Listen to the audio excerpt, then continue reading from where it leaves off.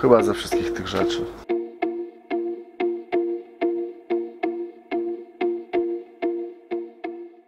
Fajna niespodzianka na koniec tygodnia od naszego partnera narzędziowego sklepu Toja24.pl. Przyjechała paczuszka. No super. No to jest elegancki miernik. Tak naprawdę czekałem na niego, bardzo się przyda. I teraz troszkę takich warsztatowych rozwiązań widzę. Tak, uchwyty na narzędzia, będę to montował. Fajne. Co tu dalej? Lubię ten pomysł. To są podkładki z magnesem od spodu, że do tej miseczki wrzuca się śrubki, jakieś tam pierdolety i nic nie ginie, bo magnes to trzyma. Super, to jest pomysł. Magnesy. Te magnesy będą wisiały u mnie w ten sposób, jakoś tak poziomo, i będą poprzyczepiane do nich narzędzia. Mega rzecz. Dalej mamy, o, bardzo dobra rzecz, szczypce rozprężne, czyli szczypce Zegera. Dobrze. Zapas białych rękawiczek. Te rękawiczki to jest, słuchajcie, hit. One zastąpiły u mnie rękawiczki gumowe, lateksowe, bo są o wiele trwalsze. No. Kosztują bardzo rozsądnie. O, super, dziękuję. Tak, tego trzeba bardzo dużo. Co tu mamy fajnego? O, to jest fajna rzecz. Wiecie, co to jest? To jest typowe wyposażenie warsztatu, że na te półeczki, również one są z magnesem, będzie można sobie kłaść narzędzia, jakieś metalowe elementy, nic nie spadnie. Wszystko trzyma magnes. Fajna sprawa. To będę musiał sprawdzić. Świetne narzędzie to jest chyba. Bardzo mała, precyzyjna wkrętarka z wszystkimi małymi bitami. Giętkie podejście. Kabelek do USB.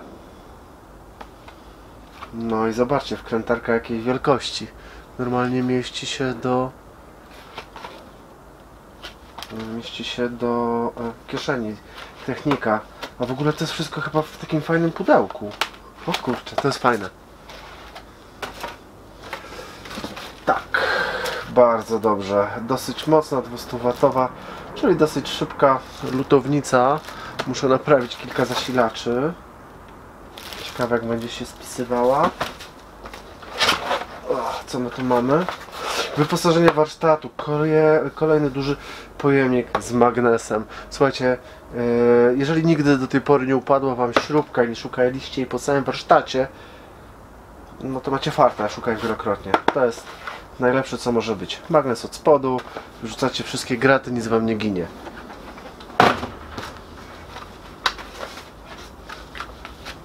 O, dosyć precyzyjne szczypce, tak, bo miałem do tej pory takie troszeczkę za duże, a te małe będą bardziej precyzyjne i są karbowane od środka, więc bardzo, bardzo dobrze.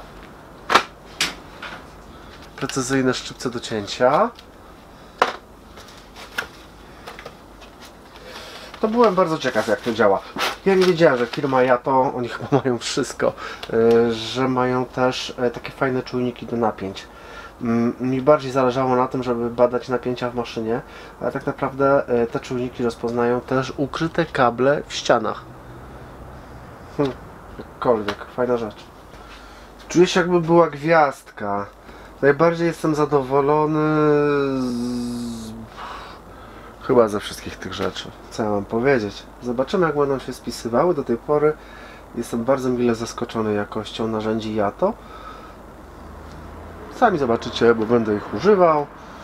Czy będę używał brzydkich słów, czy nie. Do tej pory nie używałem, bo wszystko było bardzo, bardzo dobrze. Bardzo dobre.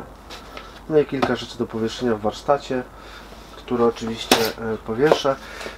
Duża wkrętarka Yato jest bardzo fajna, w ogóle nie zawiodła mnie ani razu, ale strasznie jestem ciekaw tej małej wkrętarki precyzyjnej. Bardzo jestem jej ciekaw. Będę musiał ją naładować i podłączyć. Słuchajcie, miłego weekendu. Trzymajcie się.